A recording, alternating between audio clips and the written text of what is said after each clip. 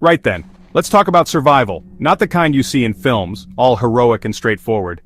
I'm talking about the real deal, the gritty, unforgiving reality of what happens when the world you know suddenly evaporates. The concept is called bugging out, grabbing your essentials and heading for the hills when disaster strikes. It sounds simple, a clean break from chaos to safety, but I'm here to tell you, it's one of the most perilous journeys you could ever undertake. The truth is, most people, even those who think they're prepared, wouldn't last 48 hours out there. The wilderness doesn't care about your plans. It has its own, and they are brutal. The clock starts ticking the moment you close that door behind you. Every second that passes, your resources dwindle and the risks multiply. The comfort of your home, the running water, the flick of a switch for light, all gone. You're suddenly thrust into an environment where nature is the ultimate authority. The cold bites harder, the darkness feels deeper, and the silence is deafening, broken only by sounds you can't identify. Your beautifully packed bug-out bag suddenly feels impossibly heavy.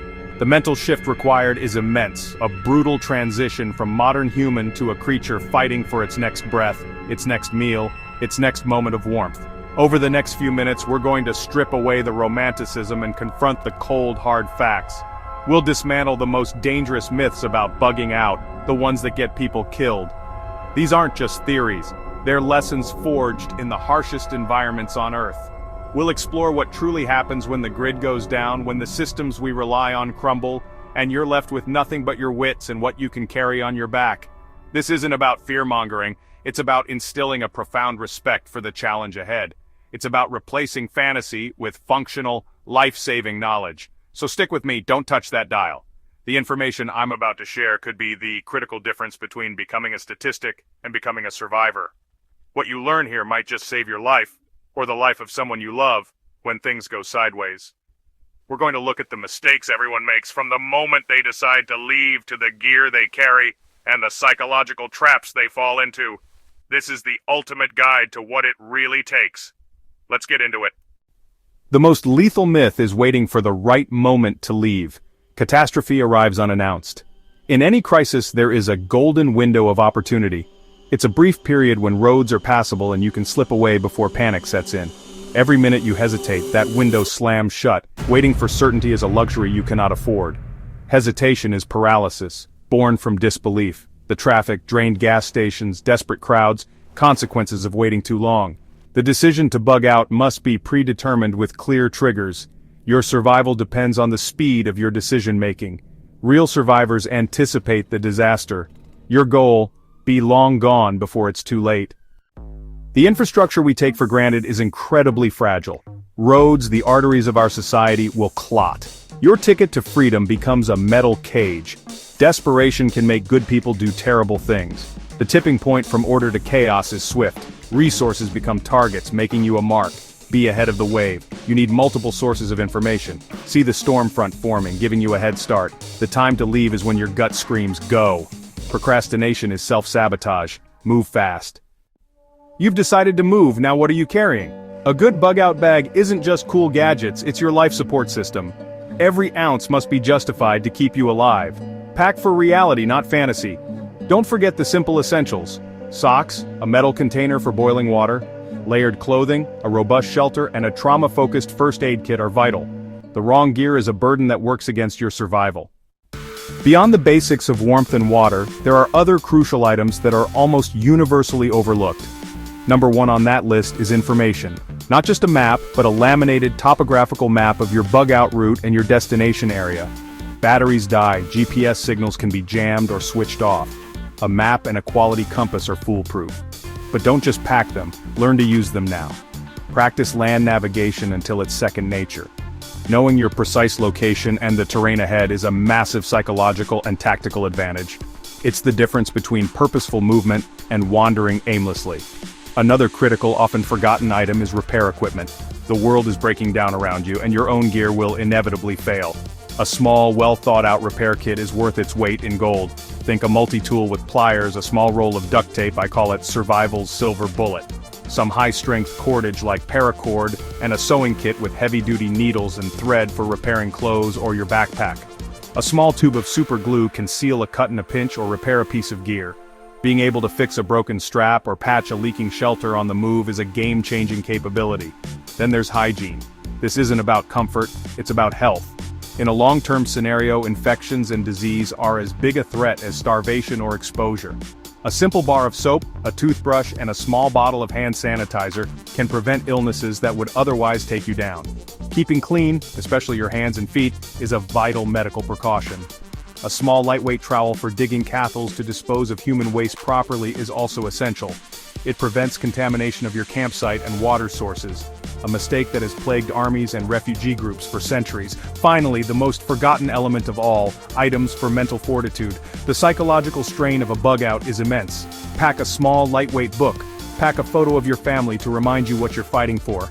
Pack a small notebook and pencil to journal your thoughts, make plans, or leave notes. These small items provide a link to your humanity. They are a bulwark against the despair and isolation that will inevitably creep in. A survivor's mindset is your sharpest tool, and these items help to keep it honed. Don't underestimate their power. You've got your bug-out bag and are heading for the family wagon. It's got a full tank of fuel. You feel safe, ready to outrun the chaos. But this machine can become your biggest liability. Roads will likely fail and become choked. That 4-lane motorway grinds to a halt. You're not in a vehicle anymore, you're in a trap. Relying solely on a vehicle is putting all your eggs in one fragile basket. See this machine as a temporary tool, not a permanent solution. The moment that engine cuts out, your situation changes dramatically. Suddenly, you're on foot. Your core strategy must be based on your ability to move without it. When it fails, and it will fail, be ready to ditch it and disappear. When roads are blocked, your own 2 feet become your ultimate bug-out vehicle. They can take you where no car can go. But this machine needs to be prepared a crisis. Training is non-negotiable. Break in your boots and toughen your feet. Pack your bug-out bag assuming you'll carry it. Every ounce counts. Water, shelter, fire, food, first aid, and navigation. These are the pillars. Use your vehicle to reach the wilderness edge, then continue on foot. This hybrid approach combines speed and stealth, helping you stay ahead. Right. You've made it. You've left the choked cities and the gridlocked roads behind. Ahead of you lies the wilderness. The vast green expanse of forest that promises sanctuary. In your mind, it's a safe haven, a place to disappear and wait out the storm. This is one of the most dangerous myths in survival. The wilderness is not your friend, it is not a welcoming refuge. It is a neutral and brutally indifferent environment. It doesn't care if you live or die. Every single step you take into that green desert is a step into a world with its own unforgiving rules, and it will test you to your absolute limit. The romantic notion of living in harmony with nature quickly shatters when reality bites. The peace and quiet you imagined is replaced by a constant low-level anxiety. Every rustle in the undergrowth could be a predator. Every unfamiliar plant could be poisonous. The weather, which was just a minor inconvenience in the city, is now a life or death factor. A sudden downpour can lead to hypothermia. A hot, dry spell can dehydrate you with frightening speed. There are no taps for clean water, no thermostats for warmth, no doctors for when you get sick or injured. You are completely on your own and the environment is relentless. Let's talk about the other inhabitants of this safe haven. You are not alone out here. You're stepping into the territory of animals that have been surviving here for millennia. While most will want to avoid you, a surprise encounter with a cornered bear, a protective mother moose, or a venomous snake can be fatal. And it's not just the large predators. Ticks carry debilitating diseases like Lyme disease. Mosquitoes can transmit viruses. A simple insect bite can become infected and lead to sepsis without proper medical care. The wild is a complex web of life, and you are a clumsy, vulnerable intruder. The psychological toll is immense. The isolation you craved can quickly curdle into a profound and terrifying loneliness. The silence can become deafening, amplifying your fears. In the city, you are surrounded by the background hum of humanity. Out here, the only sounds are the wind, the animals, and the frantic beating of your own heart. Your senses are on high alert, 24/7, burning through precious mental and physical energy. This constant state of vigilance is exhausting. The wilderness doesn't offer peace. It offers a new, more primal set of anxieties that can break even the strongest mind.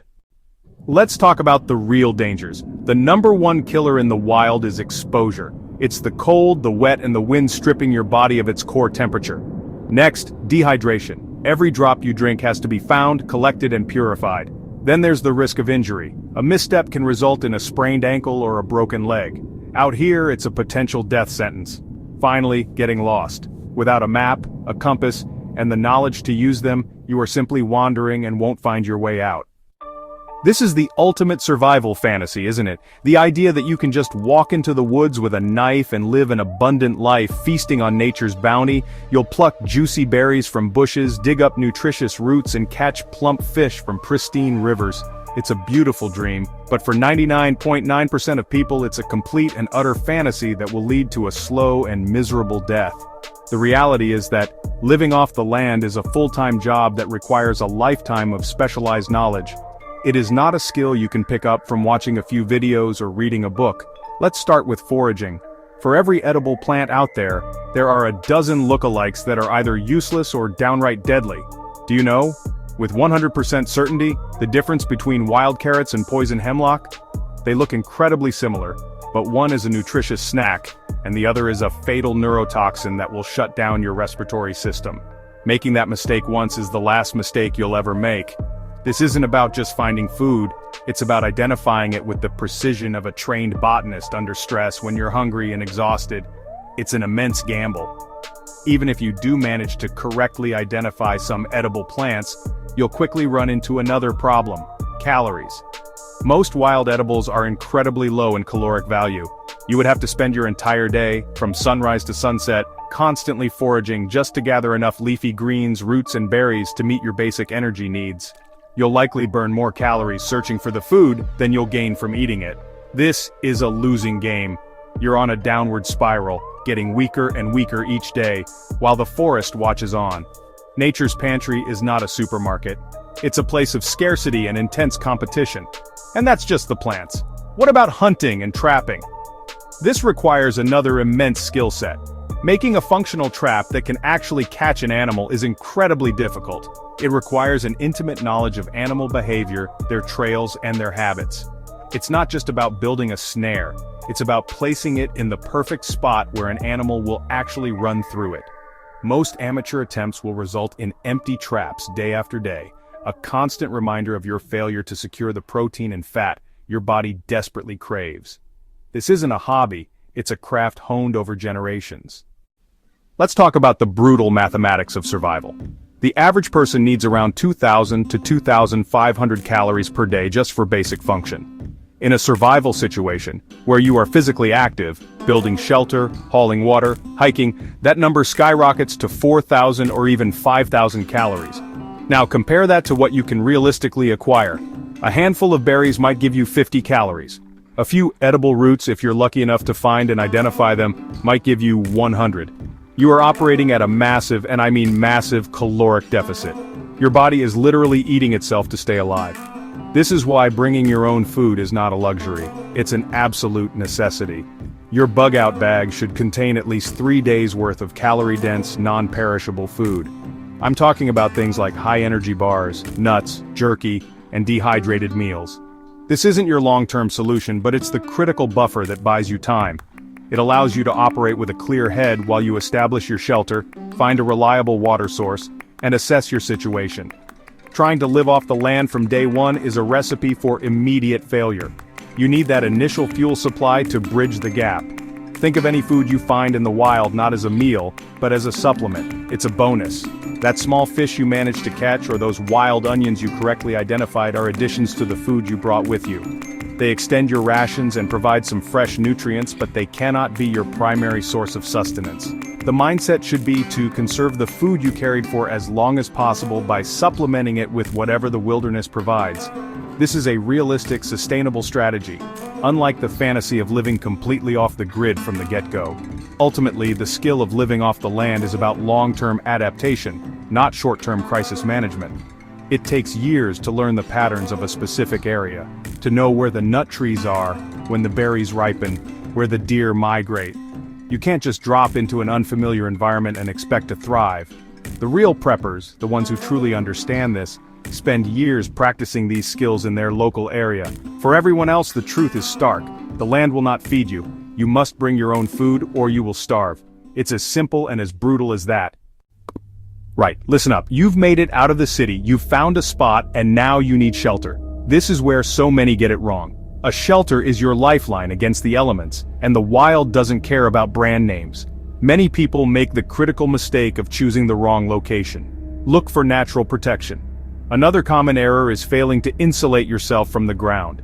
Then there's the tarp. It's fantastic, but only if you know how to use it. The biggest mistake of all? Not practicing. Get out there and practice. Because when it's for real, you won't have the luxury of a second chance. Failure out here isn't an option. You get one shot to get it right. Some people think they don't need a tent and will build a natural shelter. It's a romantic idea, but the reality is brutal. Building a waterproof and warm debris hut is a monumental task. The wilderness can offer shelter, but also hides dangers. That perfect-looking cave might already be home to something else like bears or snakes. You don't want to disturb a territorial resident. Even empty caves present hazards like rockfall and poor ventilation. A fire in a poorly ventilated cave risks carbon monoxide poisoning. The best shelter is one you know how to use, appropriate for the situation. Use a tarp to augment a natural feature for a hybrid approach. Be adaptable, resourceful, and realistic. Don't let a romantic myth lead you into a deadly trap. Your survival depends on practical skills, not fantasies. We've talked about gear and skills, but the most important survival tool is your mind. This is the battleground where survival is won or lost. The mental pressure of a bug-out scenario is immense. Isolation is a brutal enemy. That voice inside your head can turn on you. You have to fight to stay positive, maintaining a positive mental attitude. Think of your loved ones. Set small, achievable goals. This is your mental armor. You must also learn to control your fear. Panic is your worst enemy. The ability to stay calm and think clearly under extreme pressure is more valuable than any equipment. It's the true mark of a survivor. The emotional collapse often comes when you least expect it, when the sheer scale of the disaster settles in. This is the point of no return for many. Hope begins to fray. This is why having a plan is so critical, not just for the physical actions but for your mental state. Your plan gives you purpose and direction when everything else is chaos. What's the next step? Focus on that and only that. Just think about the next 10 minutes. And what if you're not alone? What if you're with your family? The mental toll can be even greater. You have to project calm and confidence, even when you're terrified inside. Never, ever lose hope. Your will to live is the ultimate weapon. Keep it sharp. We've busted myths about bugging out. The romantic vision is a dangerous illusion. The reality is a grueling test of your preparation. The real work starts now, in the calm before the storm. Take your bag out, use it, spend a weekend in the woods with what you've packed. Build muscle memory so you can act on instinct, not fear. It's about empowerment and taking responsibility for your safety. Build the resilience to face whatever the future holds. Subscribe to the channel for prepping content. Stay safe and stay prepared.